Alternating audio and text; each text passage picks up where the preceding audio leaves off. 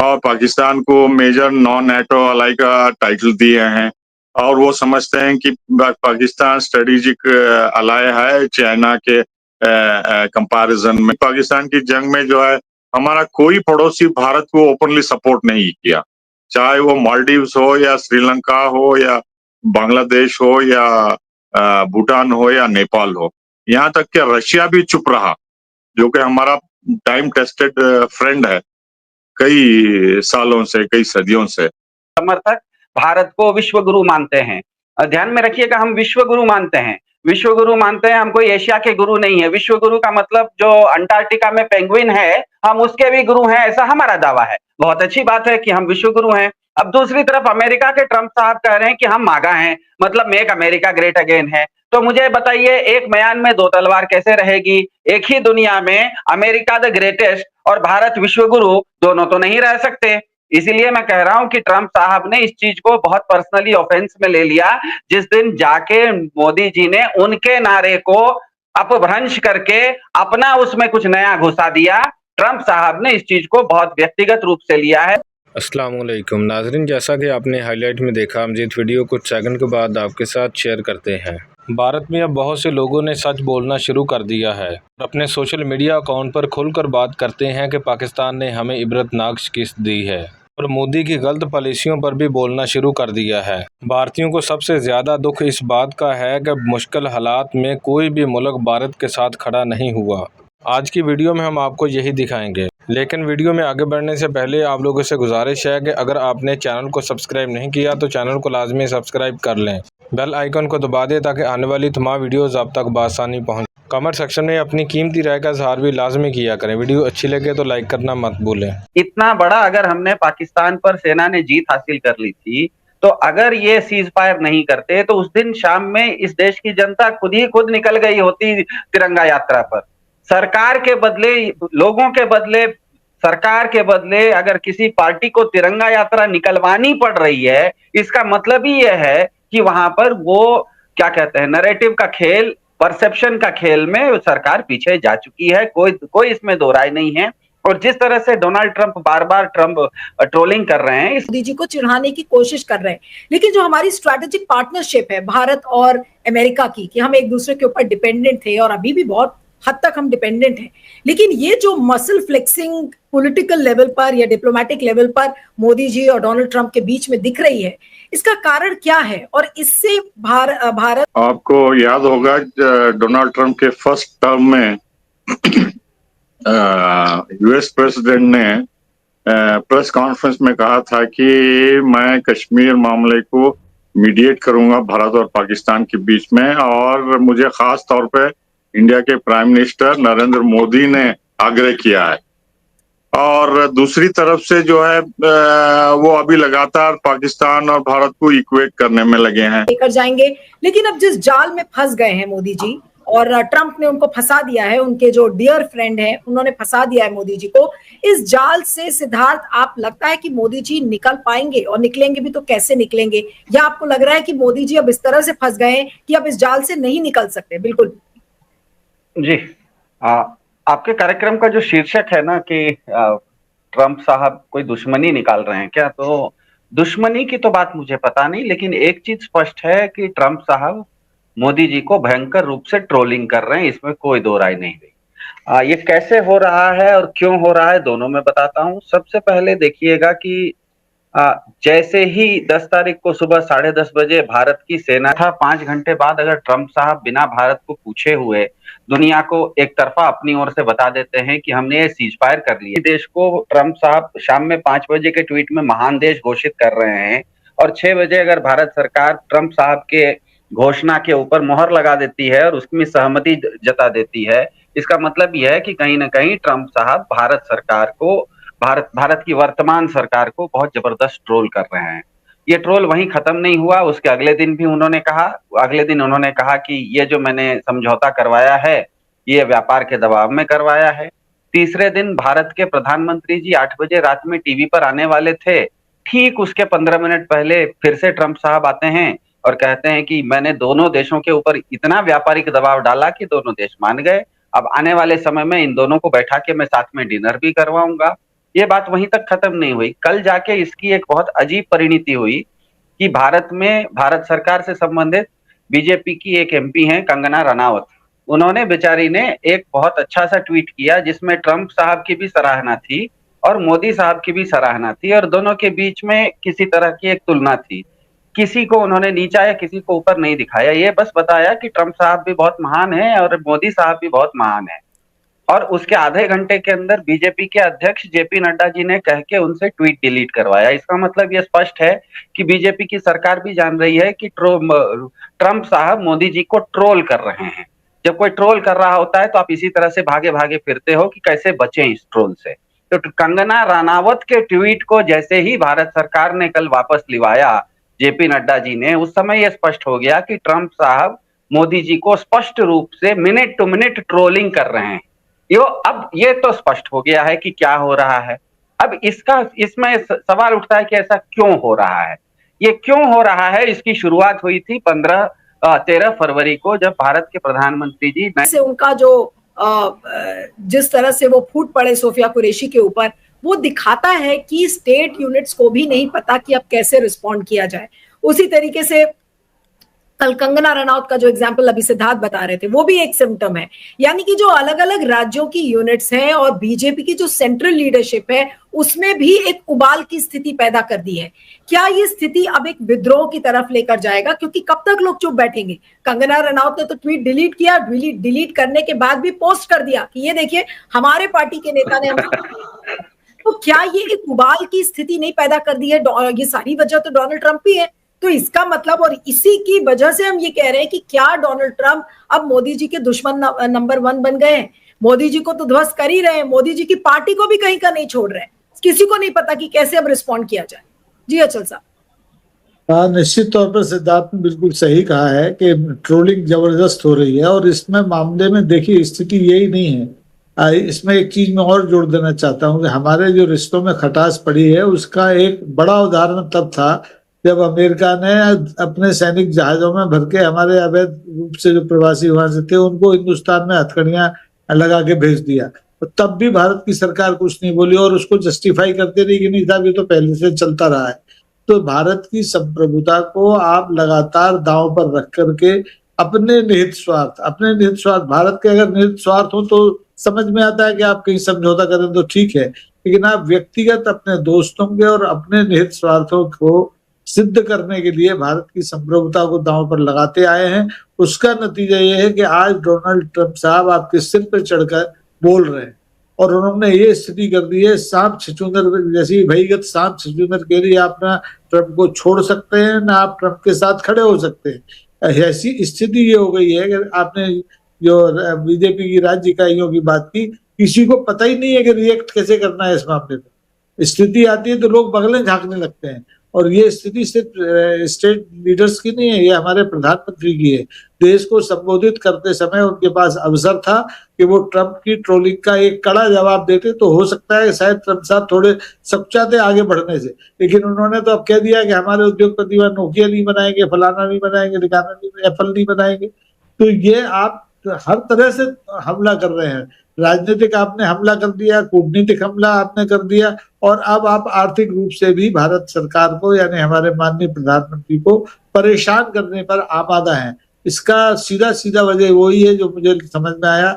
सिद्धार्थ ने कहा कि भाई ट्रंप साहब बहुत गहरे आहत हैं, उनका नारा जो, लेकिन उसके पहले ही डोनाल्ड ट्रंप ने कतार में ये घोषणा की कि भारत मान गया है कि वो 0 टैरिफ लगाएगा अमेरिकन प्रोडक्ट पे।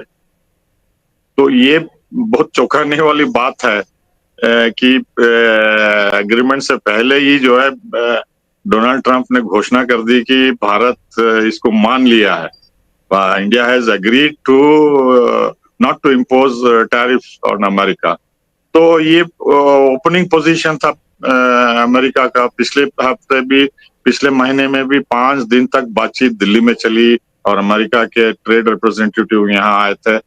तो हर बार वो बता रहे थे कि आप हमको क्या दे सकते हैं। तो कॉमर्स सेक्रेटरीज और दूसरे मिनिस्ट्री के सेक्रेटरीज उन्होंने पूछा आप क्या चाहते हैं, तो अमेरिका के रिप्रेजेंटेटिव कुछ नहीं कहा, सिर्फ बार बार यही सवाल दोहराते रहे। और बाद में आखिरी दिन फ्राइडे की रात को उन्होंने कहा कि हम ये चाहते हैं कि आप अपना व्यापार चीन से बंद करिए और हमारे से बातचीत करिए इसके बारे में। और उन्होंने ये भी घोषणा की कि इंडिया चूंकि ग्लोबल साउथ का लीडर है, अपना इन्फ्लुएंस कई देशों में है, उनको भी आप मनाइए कि चीन के साथ कोई व्यापार ना करे, ट्रेड ना करे और बॉयकॉट करे। तो ये एक्स्ट्राऑर्डिनरी डिमांड अमेरिका की तरफ से आ रहा है। सिर्फ आप टैरिफ ही हटाइए नहीं, लेकिन आप हमारे दुश्मन से जो चीन है उससे आप सभी संबंध तोड़ ले, ट्रेड ना करें, ना बातचीत करें वगैरह वगैरह। और हमारा इन्फ्लुएंस, चूंकि हम नॉन अलाइंड मेंबर हैं और G70 में प्राइम मिनिस्टर ने बहुत इम्पोर्टेंट रोल अदा किया इंक्लूड करने के लिए अफ्रीका, लैटिन अमेरिका और दूसरे देशों को मिला के, तो उनको भी जो है हम पे जिम्मेदारी है कि वो चीन के साथ अपना ट्रेड कम करे। अब भला ये बात कैसे हम एक्सेप्ट कर सकते हैं कि जो 135 देश चीन से ओपनली ट्रेड करना चाहते हैं, बेल्ट एंड रोड इनिशिएटिव में शामिल हैं वगैरह वगैरह। तो ये एक्स्ट्राऑर्डिनरी डिमांड्स एक के बाद बढ़ते चले जा रहे हैं। और हमारे प्रधानमंत्री जैसा कि डोमेस्टिक फ्लॉड डोमेस्टिक पॉलिसी और फेल्ड रीजनल पॉलिसी से विक्टिम बन गए हैं। जैसा हमारे नेबरहुड में पॉलिसी, अभी पाकिस्तान की जंग में जो है हमारा कोई पड़ोसी भारत को ओपनली सपोर्ट नहीं किया, चाहे वो मालदीव्स हो या श्रीलंका हो या बांग्लादेश हो या भूटान हो या नेपाल हो। यहाँ तक कि रशिया भी चुप रहा, जो कि हमारा टाइम टेस्टेड फ्रेंड है कई सालों से, कई सदियों से। तो कहीं से भी जो है हमको सपोर्ट नहीं मिला। तो इसका मतलब ये हुआ कि हमारी फॉरेन पॉलिसी जयशंकर के अंडर इतनी अनपॉपुलर हो गई है कि हमें रिव्यू करना होगा कि ये 2-3 लीडर कहाँ ले जा रहे हैं भारत को। और ये प्रेशर अमेरिका से कंटिन्यू होता जारी रहेगा जब तक डोनाल्ड ट्रंप प्रेसिडेंट रहेंगे। और इस तरीके से इकोनॉमिक प्रेशर टैरिफ को लेके और ग्रेटर मार्केट ओपनिंग के लिए और चीन के लिए और ब्रिक्स के लिए लगातार, चूंकि हम ओपनिंग 3 महीने में ही बता दिया कि हम कुछ बोलना नहीं चाहते और ब्रिक्स के रिलेशंस कमजोर करना चाहते हैं और चीन के साथ हमारा डिफिकल्ट रिलेशंस हैं और अमेरिका से हम हथियार खरीदने के लिए तैयार हैं। तो अगर इसी रास्ते पे अगर चलेंगे तो अमेरिका का प्रेशर अनरिलेंटिंग होगा, कंटिन्यूअस होगा, उसमें कोई डाउट नहीं है मुझे। तो मेरे ख्याल से आपके सवाल का जवाब मैं सिर्फ एक लाइन में दे सकता हूं और वो ये है कि ये टॉप लीडरशिप यहाँ निकम्मी हो गई है, इनकॉम्पिटेंट है और उसको एक्सप्लॉइट किया जा रहा है, मैनिपुलेट किया जा रहा है। उसको मेरे ख्याल से रिव्यू करना होगा आरएसएस को या बीजेपी पार्लियामेंट्री पार्टी को, तभी जो है इसका कुछ हल निकल सकता है। क्योंकि फॉरेन पॉलिसी और डोमेस्टिक पॉलिसी को दोनों को लेके अमेरिका जो है हमको इतना ट्रैप कर दिया है और इतना निचोड़ने की कोशिश कर रहा है, इससे और हमारा नुकसान होगा आगे चल के। और भारत देश के लिए जो है बहुत मुश्किलें और खड़े होंगे डोमेस्टिक और फॉरेन पॉलिसी दोनों में। जी, लेकिन जो बात आपने कही पाशा साहब, मैं आखिरी सवाल सिद्धार्थ से ही करूंगी कि अगर डोमेस्टिक और फॉरेन फ्रंट दोनों पर इतने बड़ी चुनौतियां डोनाल्ड ट्रंप ने मोदी जी के लिए खड़ी कर दी हैं, तो क्या वाकई में जो बात अभी पाशा साहब कह रहे थे कि अब आरएसएस को भी संज्ञान लेना होगा। मोदी जी का जो जन्मदिन है सितंबर में आ ही रहा है, ऑलरेडी इस बात को लेकर चर्चा थी कि भाई कोई ना कोई ऐसा कारण तो मिले कि जिससे कि मोदी जी को हटाया जाए। क्या ये वो कारण है जिसकी वजह से अब मोदी जी को हटाने के लिए सोच सकता है आरएसएस, या आपको लगता है कि आरएसएस की इसमें हिम्मत नहीं पड़ेगी? और जैसा मैंने इसके पहले भी डिस्कस किया था अचल जी से कि भाई बीजेपी के अंदर एक विद्रोह या एक जो विस्फोट होता है वो अब हो रहा है कि भाई वो चले थे कि भाई पहलगाम का हम बदला ले लेंगे हम उसको पॉलिटिकली भुनाएंगे, यही तो सोचा था बीजेपी ने। अब वो सब ना होकर इस तरीके से बीजेपी की और मोदी जी की भत पिट जाएगी, ये तो किसी ने नहीं सोचा था। तो अब क्या ये वक्त अब आ गया है कि अब आरएसएस को कोई बहुत ही कड़ा निर्णय लेना पड़ेगा या फैसला लेना पड़ेगा, मोदी जी को हटाया जाए, वरना हम भारत को नहीं बचा सकते। क्या एक ऐसी स्थिति अब आरएसएस के सामने आ गई है? जी, निश्चित रूप से इस पर तो उनको पुनर्विचार करना ही पड़ेगा, क्योंकि इसमें सत्ता के ऊपर जो उनकी छवि है वो छवि भी जा रही है, सत्ता के ऊपर जो उनका कंट्रोल है वो भी जाता हुआ दिख रहा है।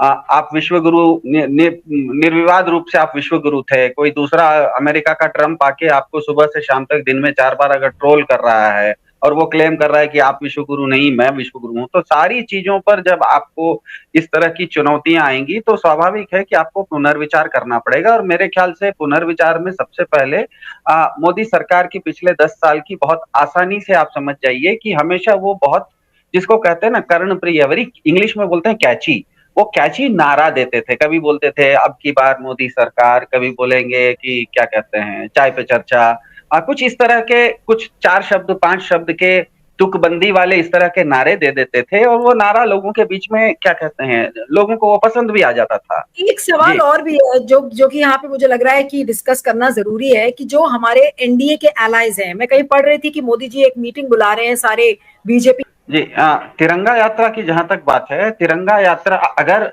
भारत के प्रधानमंत्री जिस दिन रात में टीवी पर 8 बजे आए थे, उन्होंने सब कुछ बताया कि पाकिस्तान किस तरह से पस्त हो गया था, गुहार लगा रहा था, गिड़गिड़ा रहा था, उसी में वो अगर कह देते कि कल से भारत के सारे लोगों को तिरंगा यात्रा निकालनी चाहिए, तो हमारे समझ में आता कि ये भारत सरकार कह रही है। भारत तिरंगा यात्रा भारत सरकार नहीं करके अगर भाजपा को करना पड़े, इसका मतलब ही स्पष्ट है कि एक छोटा सा क्रिकेट मैच होता है ना, कोई जीत जाता है, इंडिया की मैच जीत जाता है, तो लोग अपनी खुशी से घर के बाहर निकल जाते हैं तिरंगा यात्रा निकालने और पटाखे फोड़ने।